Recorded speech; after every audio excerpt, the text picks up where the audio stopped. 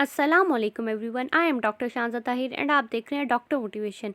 आज की वीडियो का टॉपिक है हमारा आर्टिकल पे, तो हम आर्टिकल पढ़ेंगे। सबसे पहले हम स्टार्ट करते हैं उसके फर्स्ट रूल से। बेसिक्स में ये है कि आर्टिकल हमारे पास डेफिनेट भी होता है और हमारे पास इनडेफिनेट भी होता है। इनडेफिनेट के अंदर हमारे पास आ और एन आते हैं और डेफिनेट में हमारे पास द आता है। जो द है वो हमारे पास किसी भी पर्टिकुलर स्पेसिफिक चीज़ों के लिए इस्तेमाल होता है, जबकि आ और एन हमारे पास अनस्पेसिफाइड और अनकाउंटेबल चीज़ों के साथ इस्तेमाल होते हैं। आ हमारे पास वहाँ इस्तेमाल होता है जहाँ पर हमारे पास कॉन्सोनेंट साउंड हो, जबकि एन हमारे पास वहाँ इस्तेमाल होता है जहाँ पर हमारे पास वोवल साउंड हो। हम बात करते हैं अपने फर्स्ट रूल की, तो फर्स्ट रूल में भी उन्होंने यही बताया हुआ है कि एन जो है वो हमारे पास कॉमन सिंगुलर नाउन के साथ इस्तेमाल होता है जहाँ पर हमारे पास वोवल साउंड हो, जबकि जो आ है वो हमारे पास तब से इस्तेमाल होता है जब कॉन्सोनेंट साउंड हो। तो आप एग्जांपल देखें, जब हमारे पास एन ऑनर ऑनर जो है ना उसमें हमारे पास एन आता है, तो एन वाला हमारे पास करेक्ट है।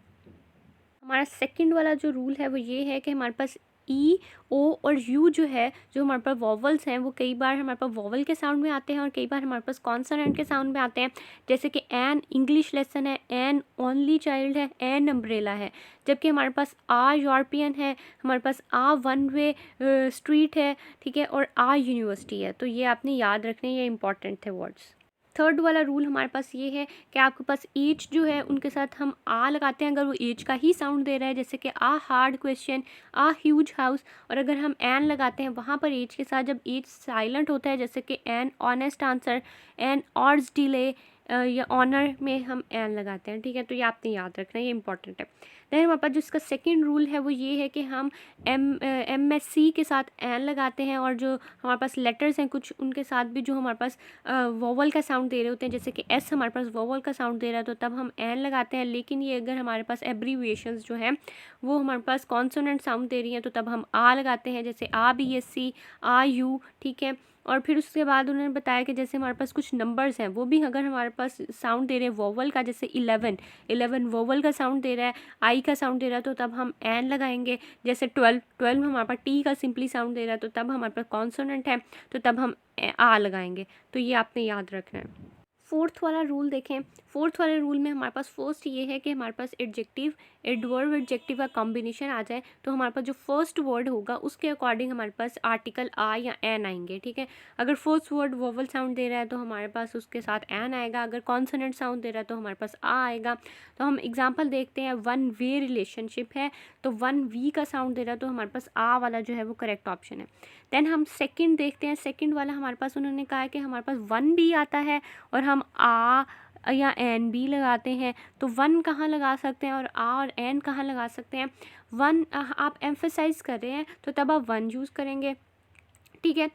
लेकिन अगर सेम ही कैटेगरी की चीज़ें हैं, जैसे कि प्लेट्स सेम है, 4-5 प्लेट्स हैं, तो तब हम 4-5 प्लेट में से अगर एक की बात कर रहे हैं तो तब हम वन प्लेट लगाएंगे, ठीक है। लेकिन अगर हम डिफरेंट कैटेगरीज़ के बर्तन हैं, जैसे एक कप है, एक ग्लास है, एक प्लेट है, तो उसमें से हम एक प्लेट की बात कर रहे हैं तो तब हम आ प्लेट लगाएंगे। तो ये बहुत इंपॉर्टेंट बात है, ये आपने याद रखनी है।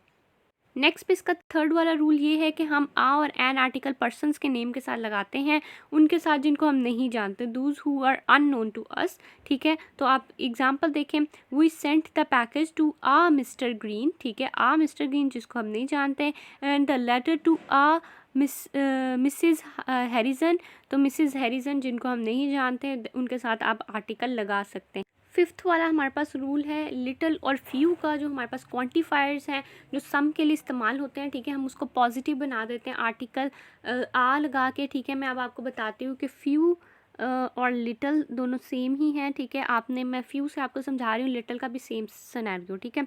फ्यू का मतलब होता है ना होने के बराबर, यानी बिल्कुल ही नहीं, बहुत कम, ठीक है, वो नेगेटिव के सेंस में आता है, ठीक है। अगर आप लगा देते हैं आ फ्यू, ठीक है, तो उसका मतलब है कि कुछ थोड़ा सा, मतलब 2-3 थोड़ा सा कुछ है, ठीक है। अगर आप लगा देते हैं द फ्यू, ठीक है, द फ्यू जो है वो उसको एम्फेसाइज कर रहा है, ठीक है। तो ये आपने याद रखना है, ये तीनों रूल बहुत इंपॉर्टेंट है, फ्यू के साथ और लिटिल के साथ यही 3 आने हैं। एग्जाम्पल देख लें आप, there was a little money saved up besides, ठीक है, तो मनी जो है वो आ लिटल उसने कहा यानी कुछ है, बिल्कुल ना होने के बराबर नहीं है, कुछ है, ठीक है। और हमने आ few words, he exchange uh few words with the boys when they greeted him. तो आ फ्यू यानी कुछ हद तक हैं, बिल्कुल ही ना होने के बराबर नहीं है। आ लिटल, फ्यू और लिटिल का मतलब है ना होने के बराबर, आ लिटिल और आ फ्यू का मतलब है कुछ हद तक होना, और दा लिटिल और दा फ्यू का मतलब है उस चीज़ पर एम्फेसाइज करना। तो ये तीनों बहुत इंपॉर्टेंट है, आपने इसको याद रखना है। सिक्स्थ वाला हमारे पास रूल है कि we use the with the ordinals. तो ऑर्डिनल्स के साथ आपने दा इस्तेमाल करना है, the first, the second, the third, ठीक है। और हमारे इसका सेकंड वाला रूल क्या है? सेकंड वाला रूल ये है कि हमारे पास जब उनके साथ एडवर्ब आ जाता है, या वो स्पेसिफिक पीरियड को शो कर रहे हैं, या वो रेफर प्राइजेस को कर रहे हैं, तो तब हमारे पास उनके साथ दा नहीं आता। जैसे कि फर्स्ट प्राइज़ हमारे पास नेक्स्ट स्प्रिंग, तो तब हमारे पास दा नहीं आना। सेवन्थ वाला हमारे पास रूल है कि हम बाय द इस्तेमाल करते हैं किसी भी चीज़ को मेजर करने के लिए, समथिंग, ठीक है। तो जैसे by the kilometre, by the dozen, by the bucketful, by the score, by the litre, by the metre. तो आपने बाय द हम इस्तेमाल करते हैं किसी भी चीज़ को मेजर करने के लिए, तो इस तरह से आपने इसको याद रखना है। एट्थ वाला रूल हमारे पास है कि द हम सुपरलेटिव डिग्री के साथ इस्तेमाल करते हैं, जैसे कि द बेस्ट है हम कंपैरेटिव में इस्तेमाल करते हैं जब दो पेयर्स को हम कंपेयर कर रहे हैं। हम एक्सप्रेशंस के लिए इस्तेमाल करते हैं, जैसे ऑफ द या आउट ऑफ द के लिए इस्तेमाल करते हैं। हम आर्टिकल आ और द दोनों इस्तेमाल करते हैं होल क्लास को शो करने के लिए, जैसे the dog is a faithful animal या a dog is a faithful animal, तो ये दोनों इस्तेमाल होते हैं।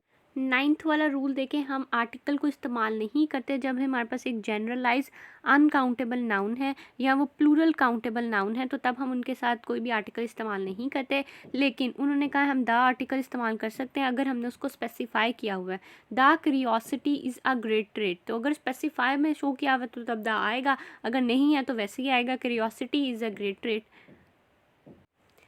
टेंथ वाला रूल देखें, उसने हमें कहा हुआ है कि ओशियन, सीज़, कोस्ट, रिवर्स वगैरह के नाम के साथ हमारे पास द आना है। द ग्रेट लेक्स है, हमारे पास माउंटेन रेंजेस हैं तो उनके नाम के साथ द आना है। लेकिन अगर खाली माउंटेन है जैसे कि केटू है तो उसके नाम के साथ द नहीं आना। उसके बाद ग्लोब के रेफरेंस से हमारे पास कोई चीज़ दी हुई है, जैसे द इक्वेटर है, द नॉर्थ पोल है, तो तब द आएगा।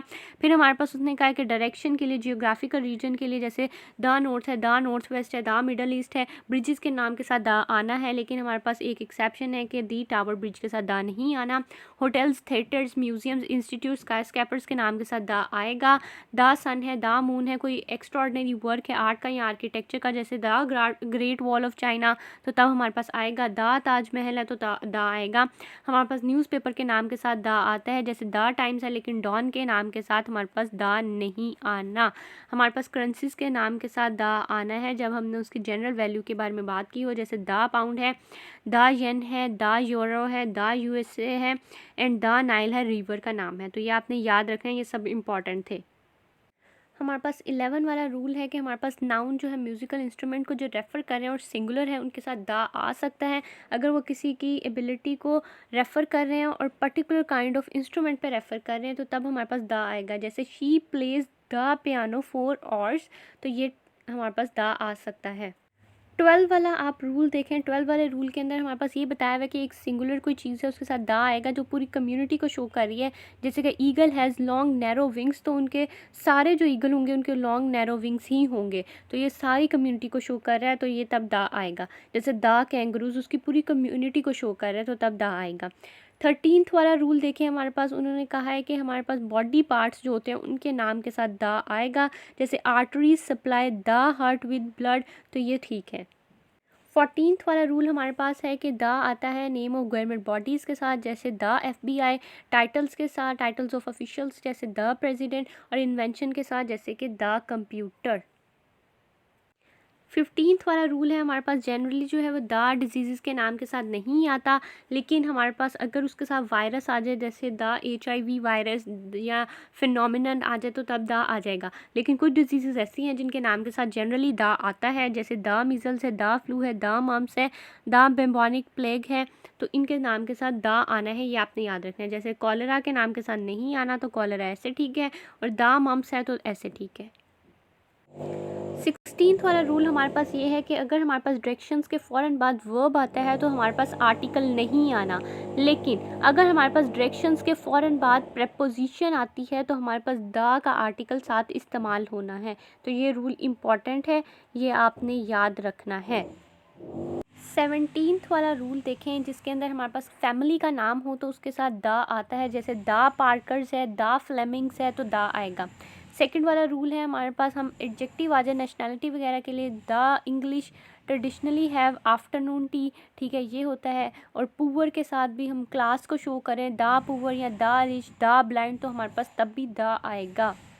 18th वाला रूल देखें, हम नॉर्मली द जो है वो कंट्रीज़ और सिटीज़ के नेम के साथ इस्तेमाल नहीं करते, लेकिन अगर स्टेट्स हैं, किंगडम्स है, रिपब्लिक है, यूनाइटेड है और यूनियंस है तो तब हम द लगाएंगे, ठीक है। तो ये आपने बात याद रखनी है। द यूनाइटेड स्टेट है लेकिन फ्रांस के साथ द नहीं है।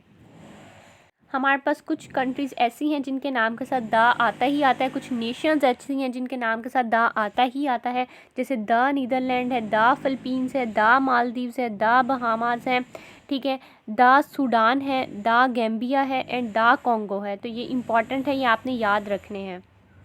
19th वाला रूल देखें, हम लैंग्वेजेस के नाम के साथ द नहीं लगाते, ठीक है। फ्रेंच ठीक है, इंग्लिश ठीक है, उर्दू ठीक है, पंजाबी ठीक है, नाम नहीं आएगा। लेकिन अगर द इंग्लिश लैंग्वेज आ जाएगा तो तब हमने द लगाना है। अगर लैंग्वेज का वर्ड साथ आ जाता है तो तब द लगाना है।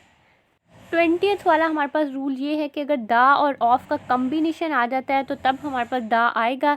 जैसे द यूनिवर्सिटी ऑफ कोलोराडो, तो द और ऑफ का कम्बिनेशन है। 21 वाला रूल हमारे पास है कि हम टाइप, सॉर्ट और काइंड के साथ कोई भी डिटर्मिनेंट आ वगैरह इस्तेमाल नहीं करते। जैसे कि हमारे पास what sort of bird is that, तो व्हाट सॉर्ट ऑफ बर्ड आया हुआ है, इसके साथ आ एंड द कुछ नहीं आना। हमारे पास रूल 22 है कि हम आर्टिकल द इस्तेमाल करते हैं मोर और मोस्ट के साथ जब इनका मतलब होता है वेरी के सेंस में, तो तब हमारे पास इनके साथ आर्टिकल आना है। You must develop a most sincere interest in studies, तो ये ठीक है। 23rd वाला रूल हमारे पास ये है कि हम आर्टिकल द इस्तेमाल करते हैं प्रॉपर एब्स्ट्रैक्ट और मटीरियल नाउन्स के साथ जबकि वो किसी चीज़ का रेफरेंस दे रहे हों। जैसे he is the Ghalib of our times, ठीक है, वो गालिब एक्चुअल में नहीं है लेकिन उसको रेफरेंस दे रहे हैं हम, तो तब ये ठीक है। जैसे काइंडनेस को भी दिया हुआ है उन्होंने, काइंडनेस नेवर गोज़ अनरिवॉर्डेड, तो अगर रेफरेंस नहीं है तो ऐसा ठीक है, लेकिन अगर रेफरेंस है तो द काइंडनेस नेवर गोज़ अनरिवॉर्डेड, तो तब इस तरह से ठीक होगा। That is all from my side, I have tried my best कि मैं आपको एक एक रूल अच्छी तरह से समझा सकूं। आपने केमिकल ग्रामर के लेक्चर्स भी ज़रूर लेने हैं, आपने किप्स की बुक के भी लेक्चर ज़रूर लेने हैं, क्योंकि कुछ बातें उसके अंदर लिखी हुई हैं और कुछ बातें इसके अंदर लिखी हुई हैं, तो आप दोनों को मिलाएंगे, उसका कॉम्बिनेशन पढ़ेंगे और तभी अच्छा आपका पेपर अटैम्प्ट होगा। मैंने भी दोनों का कॉम्बिनेशन पढ़ा था एंड मैं आपको भी यही रिकमेंड कर रही हूँ कि दोनों का कॉम्बिनेशन पढ़ना है। That is all from my side, thank you so much.